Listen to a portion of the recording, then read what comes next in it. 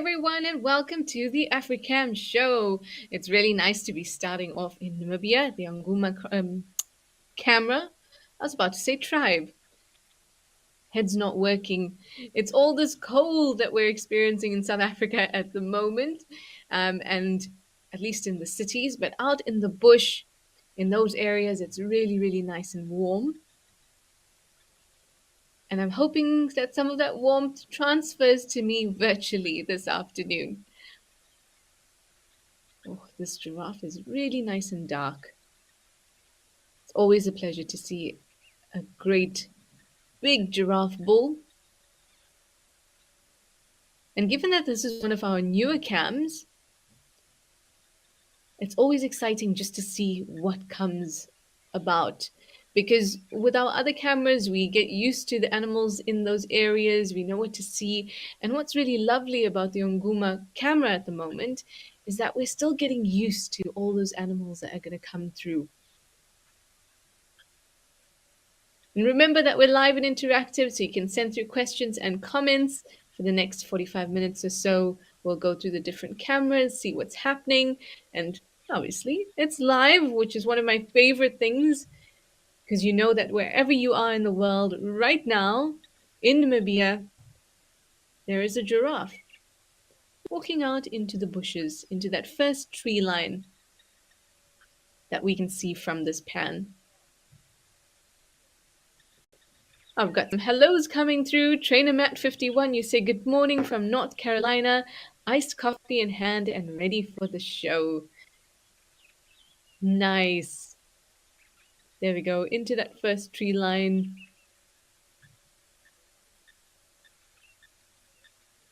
I really love to see a new environment. You can see how different it looks to the majority of our cameras in the other areas in Africa. A lot more arid looking. Oh, we've got some, looks like some stalks down there.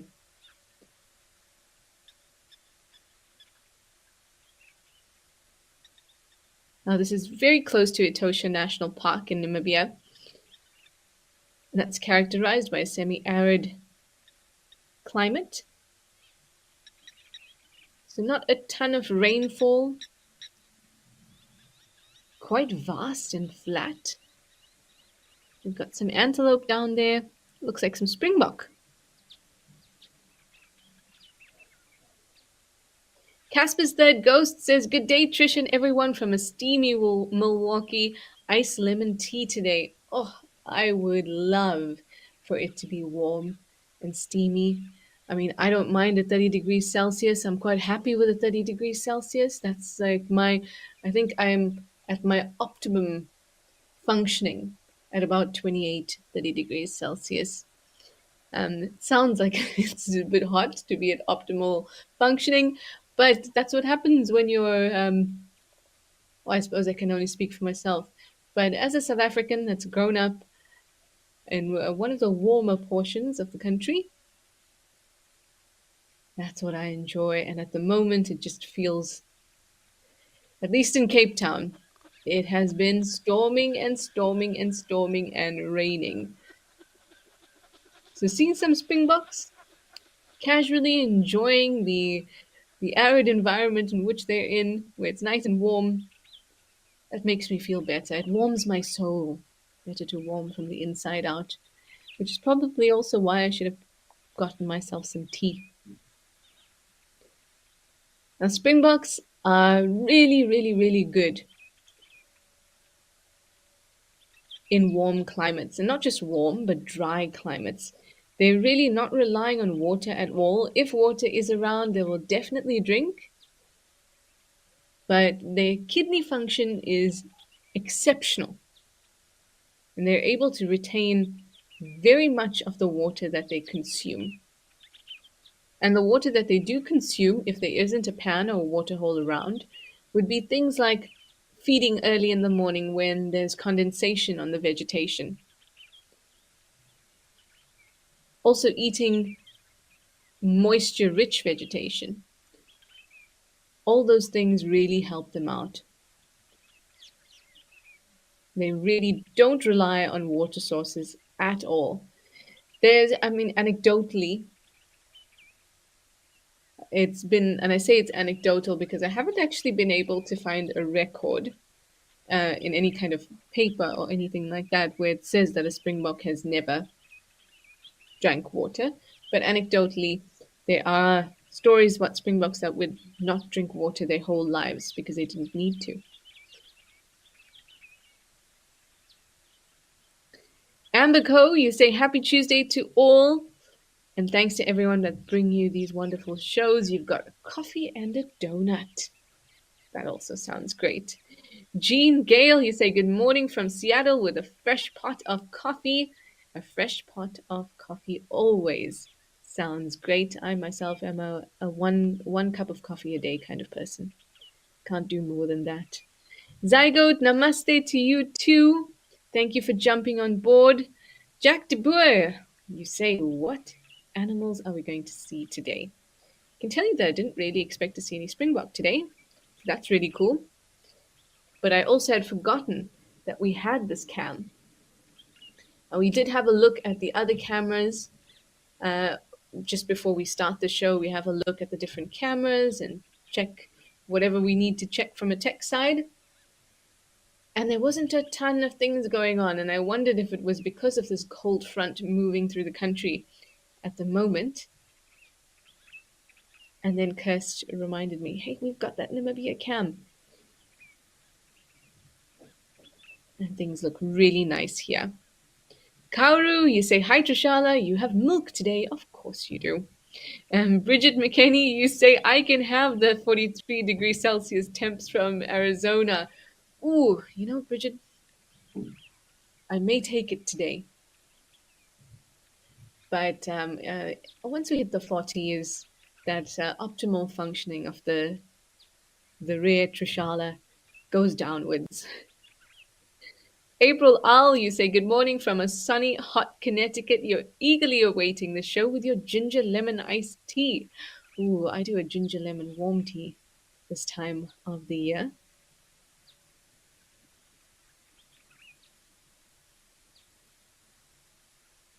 It's nice to see these springboks just chilling. Now, even though springboks are really well adapted to arid environments and extreme temperatures, that doesn't mean that they're not going to make use of resources when they're available. So we spoke a little bit about water holes and pans and making sure that if they are available, they will drink. Another resource, especially in an arid area, is shade. And we can see that some individuals are seeking out the tiniest bit of shade there over on the right. I like that resources and what is valuable, because that's what a resource is, right? It's something that's valuable to a particular animal. What is valuable changes in different environments. If it's a really hot environment, water, shade are really very valuable. And space, you find, is not as valuable because there tends to be a lot of it because there's other resources that are scarce. But say you are in an area that has a lot of rainfall, so there's constant availability of water, there's constant cover. That's when space becomes a really valuable resource.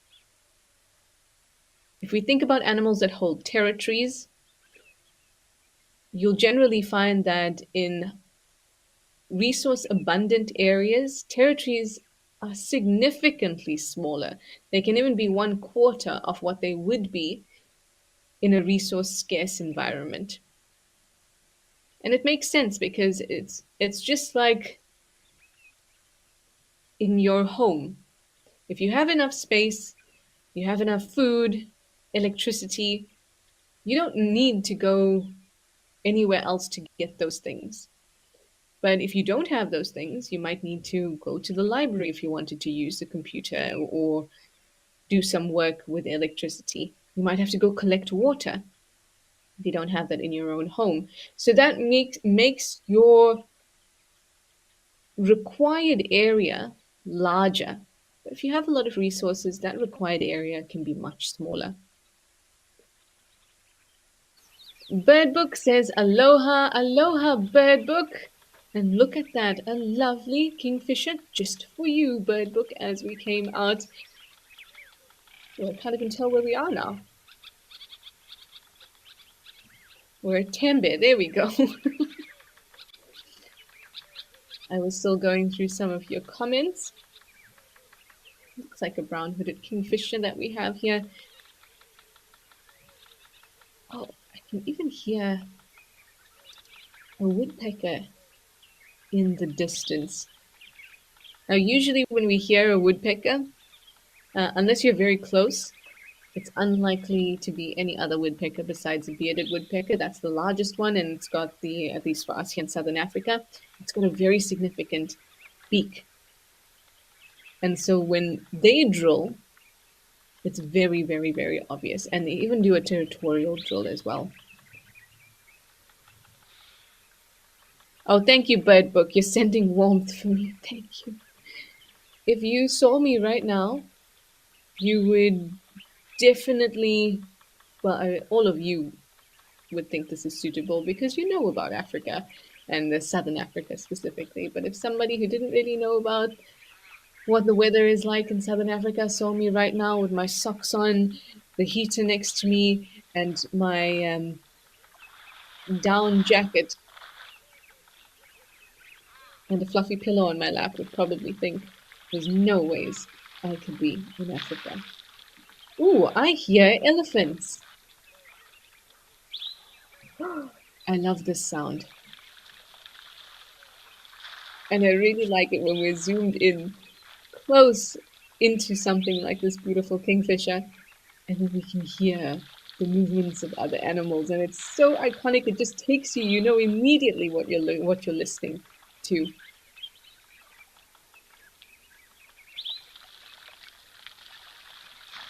Auntie Jan 2 is here and says good afternoon. Of course we knew it. It's coffee time for you.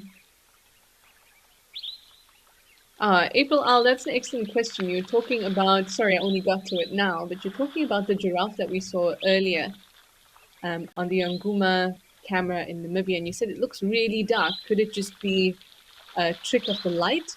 It could be. Definitely thought about that too.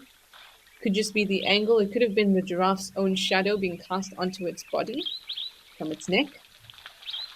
But I think it was relatively dark anyway. But that darkness could have been enhanced by the light as well.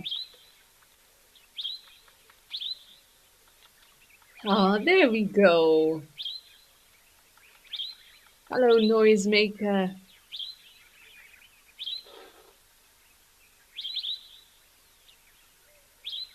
Andy, you say I can come bake in Florida with you, or I wouldn't mind it.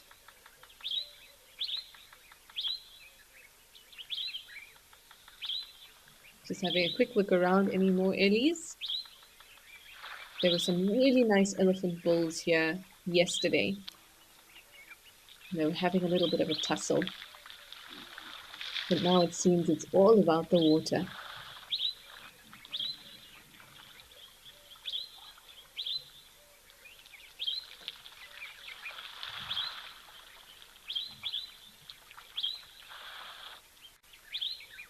So I've been noticing something interesting, and this elephant bull is showing it to us as well.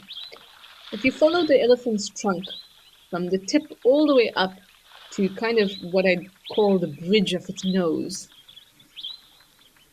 and watch as it sucks the water up.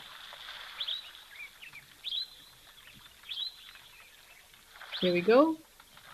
Look how it sucks in. And it just allows me to better visualize the vacuum being formed in the trunk to be able to pull that water up in the same way as you do with a straw. If you've ever, for example, drank boba or bubble tea, and one of them gets stuck in the straw and you pull really hard, the same thing happens at the top of the straw.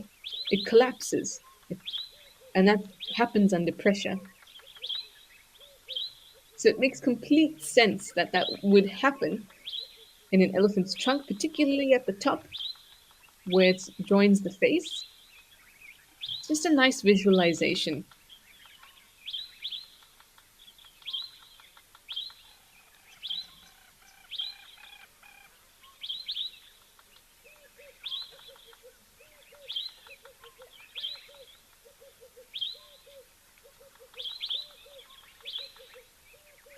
Oh, sounds like KZN. Fluffy22, you say good morning from Madison, Wisconsin. We love all the cameras. We are so glad to have you on board. Dear NC is here as well, saying good morning. Just barely made it with your coffee. As long as you got your coffee, dear NC. Mr. HUAE87 says mango cake and juice today. My goodness. We should, we need to try and match you, Mr. HUAE87. Andy, you're commenting on the Springboks from before. You say the Springbok look is made for Namibia. They camouflage very well there. They certainly do. The white belly area, the darker top, it suits them very, very well. Jack de Boer, you say, look at the size of that elephant. He is magnificent. Just have a look at the tusks. Now they're not particularly long, but they look thick. And where they join into the face, into the jaw there, those look really nice and thick. I wish that if you could just move a little bit, we could have a look at the head. As you know, it's difficult to judge the size of animals through the cameras unless there's something to give you um, some relative measurement.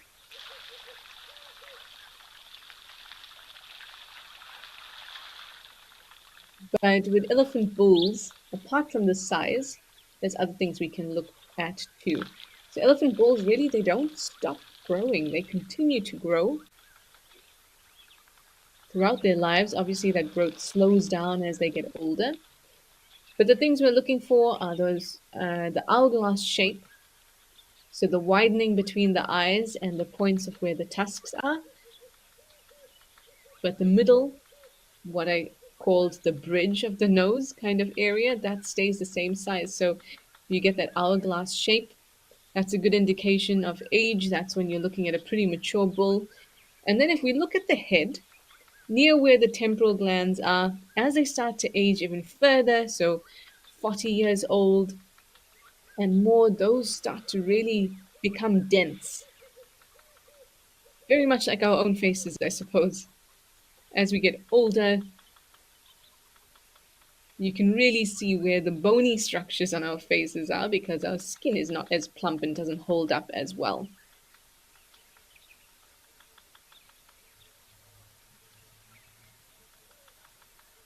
He looks in fantastic condition.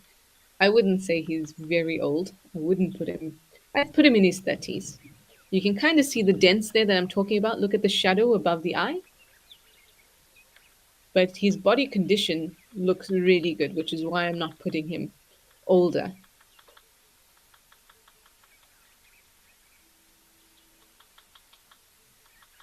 Fluffy22, you'd like to know what the temperature is right now or how cold it is. Right now in Cape Town, it's about 12 degrees Celsius. You're probably going, 12 degrees Celsius, that's nothing.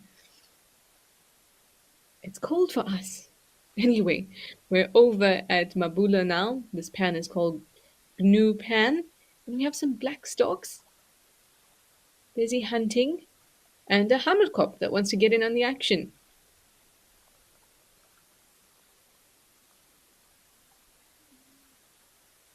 Now, when I've watched storks hunting, and herons actually, storks and herons, when we watch them at waterholes, they tend to be pretty successful. I'm not sure what the success rate is, and I'm not sure whether this feeling is actually skewed. because storks and herons tend to spend lots of time in and around the water, whereas, I mean, the same goes for other water birds, right? But storks and herons are fairly large, so they're more noticeable. And since they are larger birds, it means that their prey that we notice at least tends to be larger. So we see it when they catch a fish or a frog.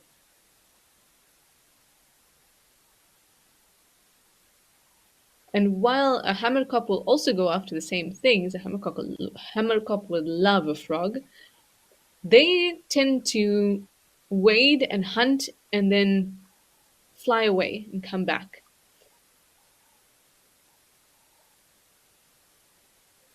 Still at the water's edge, but they tend to fly into nearby trees and things like that. Whereas the storks and herons, they can stay in the water for a long time.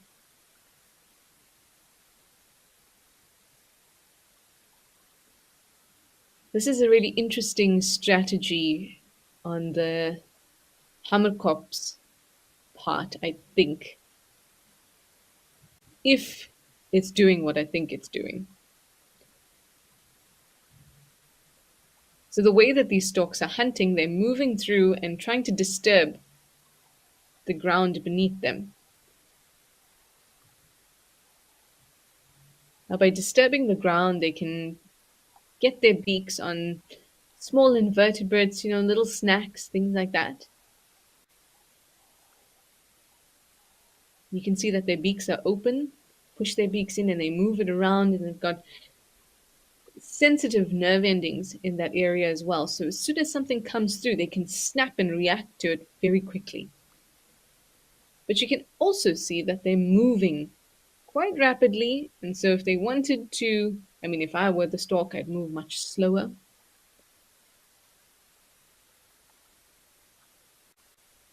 And I wonder if the hammerkop is just lingering to pick up on any of the potential prey's movements away from the stork so that it can snap it up.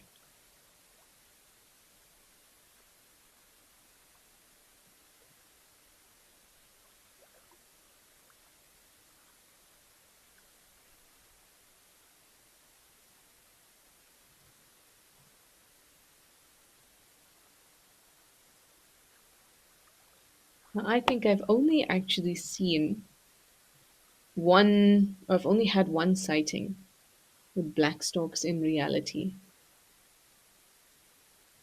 So it's really nice to see them here at the waterhole at Mabula.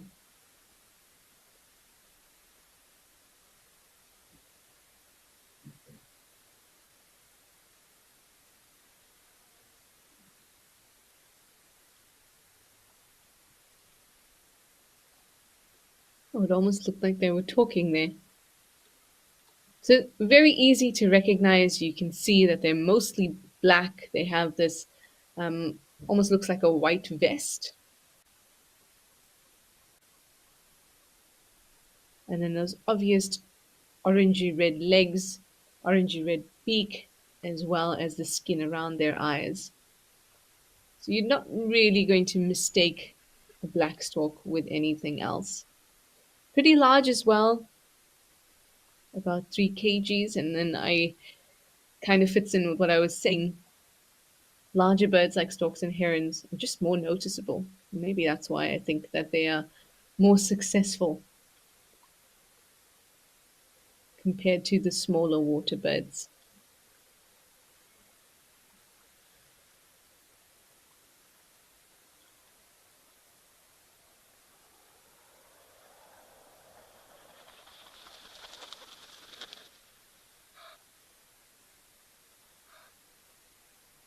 Were they Egyptian geese that came into land? They certainly looked like it.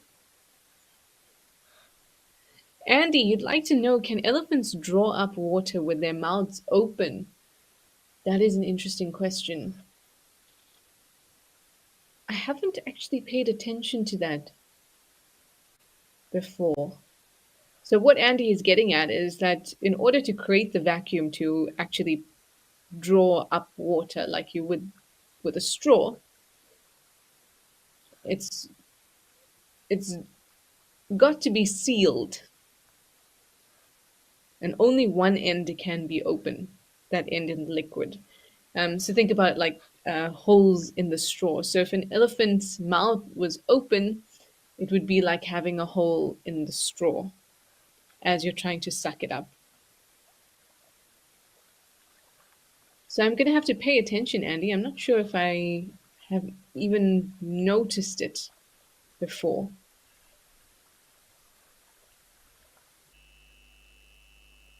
But oh, I don't know what it is about hippos that are out of the water, but I find them utterly adorable. Maybe it's those round bodies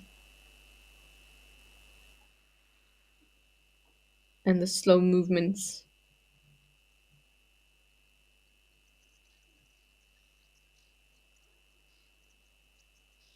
But remember that when they do run, they can run pretty quickly.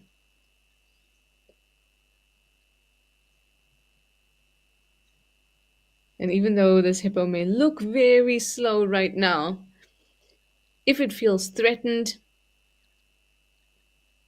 it can run very, very quickly, about 30 kilometers per hour. And that's faster than you or I would be able to run in short bursts, at least.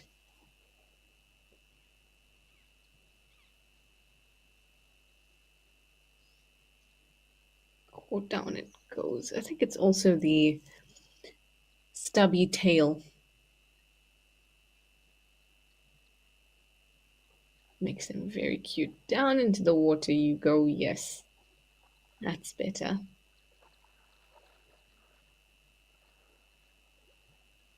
Watching hippos drink water is very interesting. It's one of those things that I don't know. Have you ever thought about how hippos drink water before? Because it's really difficult for them. Their mouths and or their jaws open so widely, and in order to open their jaws widely, it means that their cheeks are not complete. They've got to have much deeper lips than we do. And I guess coming back to the vacuum and creating a vacuum in order to suck things up, when we drink water or we drink anything, we are creating a vacuum with our mouths and our complete cheeks. So when you see predators, the majority of predators do not drink like we do. And that's because they have really wide mouths in order to take down their prey. So that means that they have incomplete cheeks, making it very difficult to close and seal off those cheeks in order to create a vacuum like we can when we drink. With the hippo, it's the same problem. So when they drink water, it almost looks like they're biting the water, similar to what this hippo was doing when it first entered. Ah, and off it goes. Looks like it's climbing a bush. Anyway, I've been looking forward to paying a visit up to East Africa to Algonio. There we go. This waterhole has absolutely been pumping. It's the dry season in this area at the moment. There's two dry seasons in East Africa. Of course, there are microclimates as well, but generally speaking, there are two dry seasons. One is now, and the other is towards the very beginning of the year, January, February.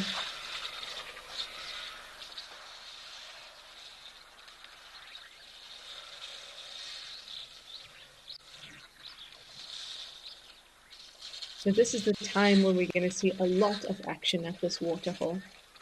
This waterhole is looking a lot better today than it did yesterday. Yesterday, it was absolutely obliterated by the amount of animals that came around.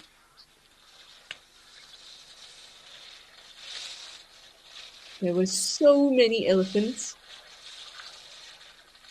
tons of zebra, eland, giraffes, everybody wanting to get in and have a drink. Unfortunately, not all animals can just pop their trunks in and neatly have a drink. Lots of them get right into the water and splash it about as well. Oh, over on the left there we have that individual that has the snare injury, or the old snare injury, I should say.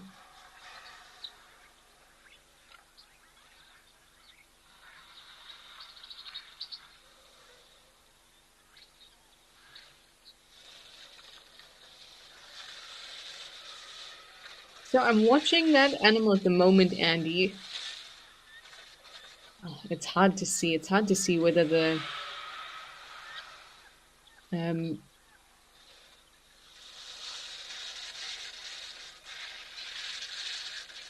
whether it's at least got its mouth open a little bit, or whether it's completely sealed to create that vacuum.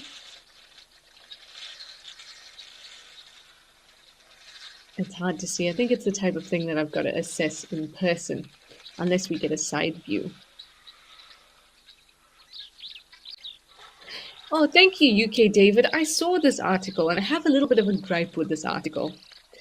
So this article is about that hippos might fly because they're airborne for a particular time, for a fraction of a second as they run. But my gripe with this is, isn't the definition of being able to run the fact that you have both your feet off the ground between leaps? So I was kind of wondering what it meant.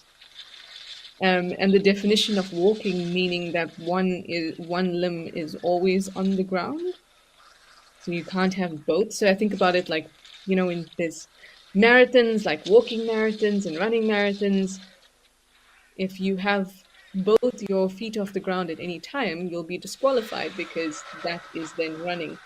So my gripe with it was, so then hippos run, right? By the definition of run. But maybe I'm misunderstanding. But I did see that article.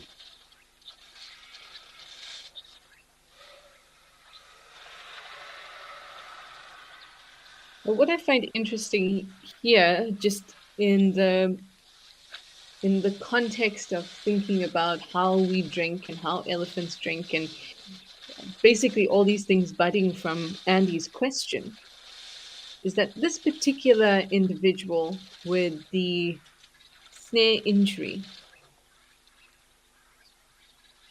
that's kind of like a hole in the straw.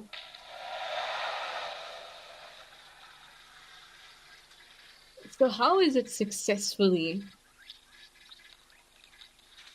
picking up water? Oh, maybe we're assuming that it is successfully picking up water. If we could compare how much water this elephant gets to pick up in his trunk compared to another whose trunk is whole or complete, I'm betting we'll find a difference. I suppose just like a straw with a hole in it, it's much more difficult to get your drink up into your mouth, and it's not as smooth, but you're still getting some. Perhaps that's what's happening here. Casper's third ghost, you're absolutely right. You say it seems like a frenzied chewing when some hippos drink. Absolutely. Because they can't suck up the water, so they just kind of bite at the water continuously. But that's enough to get the water into their mouths and then down their throat. Remember that it's our tongues and the movement of our throat muscles, and like our Adam's apple and the epiglottis, it's all those things that move around once the water is in your mouth, but it's getting it into your mouth that is very different depending on our structure of of our faces almost and our jaws.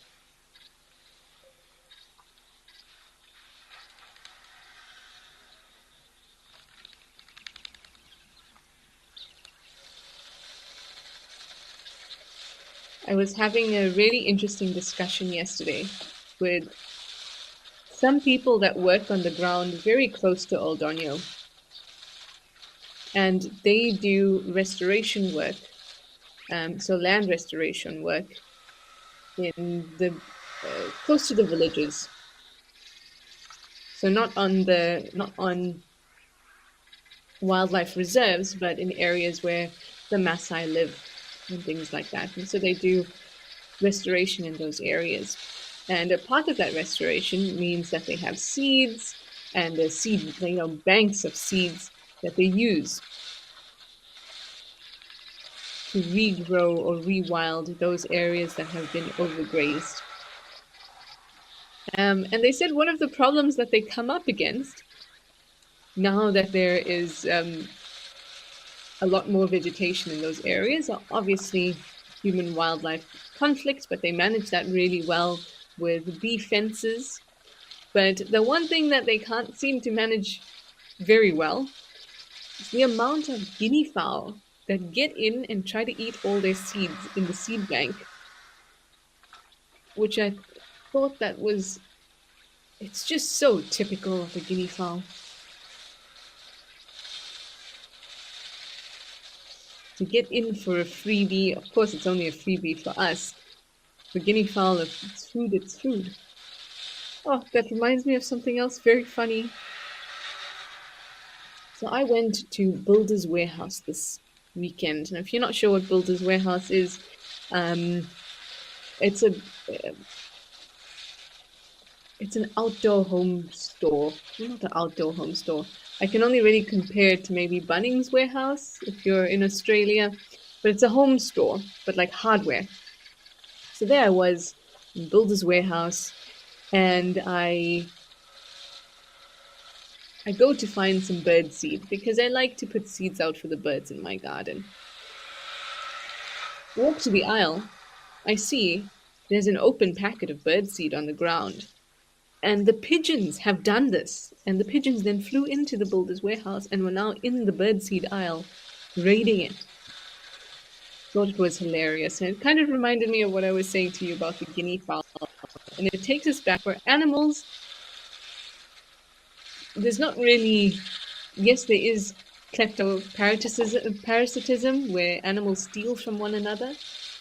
But if we have farms or a stockpile of any food, animals are going to find it. Because when you live a life where ordinarily you've got to put in a lot of effort to find food, if it is readily available, why not take advantage of it?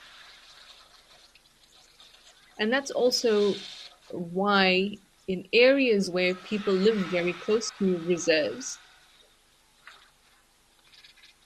having things like elephant fences that are made with beehives. There's even in Mozambique, they used to, or they might still be, places where they put up tree fences are really helpful ways to keep animals out of those stockpiles because we stockpile things, we grow things, we have cattle. We don't like to live from day to day.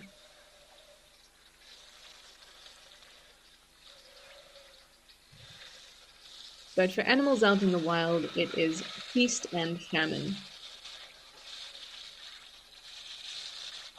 Now, our lifestyle requires a little bit of predictability to feel secure.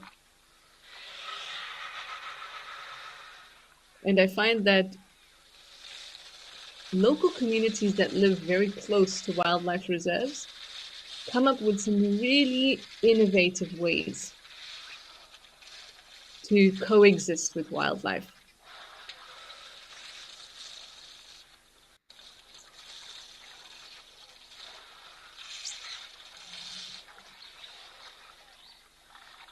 Kauru, you say that you saw a black stork juvenile get mobbed by blacksmith lapwings yesterday, and you know that the stork will eat chicks, but would they ever consume the eggs too?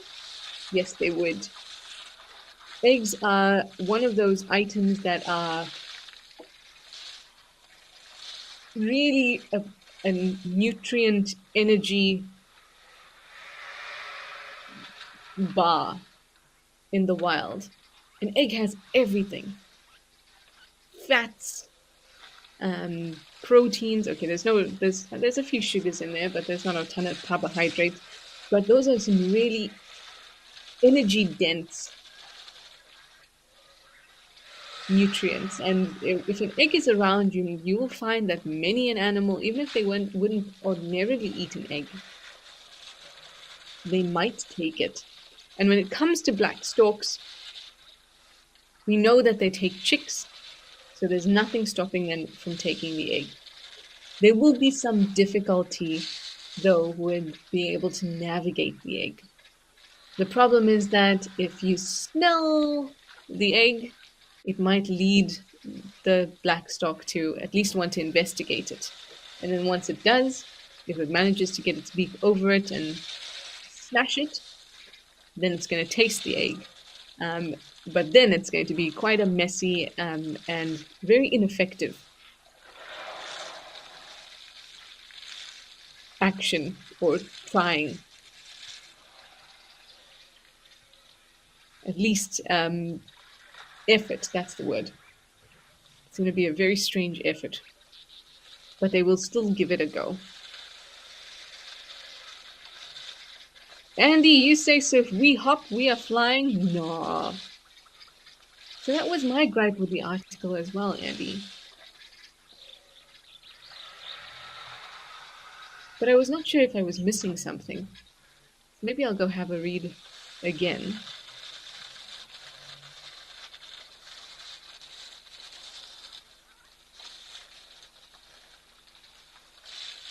Oh, so the dimples above this elephant's eyes are really nice and deep.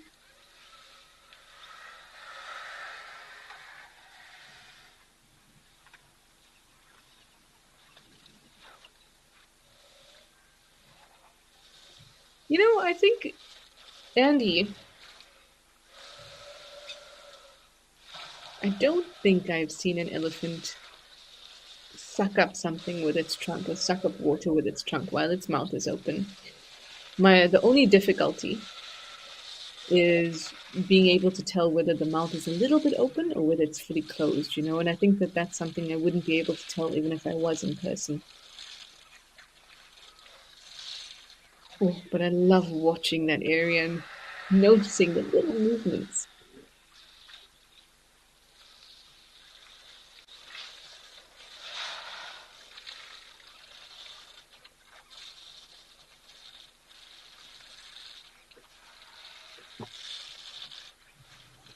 You know, considering that when we were looking at the cameras before we started the show, there was pretty much nothing happening,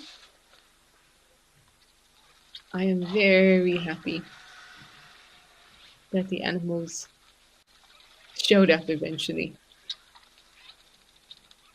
We've got a minute left. How about we head over to King's Camp if we can, very quickly. There's some buffalo. There we go. Hello, guys. How's it going? Oh, we started off with an animal that is not reliant on water sources at all. Springboks at Nguma in Namibia. No need for water at all. And we're ending off with the Cape buffalo. Heavily, heavily water reliant. You can see them coming through in droves, the dust kicking up as they make their way to their water sources in the thousands sometimes. But now, just a couple Daga boys, two older individuals, chilling out here at King's Camp. Maybe they'll stick around, maybe they'll lie down in the water, cool off, and allow those old and tired muscles to get some relief. Anyway, it's Speaking of old and tired muscles, it's time for me to say goodbye. Thank you, everyone, for joining us. Thanks for your questions and your comments. And I'll see you all on Thursday. Keep watching the cams.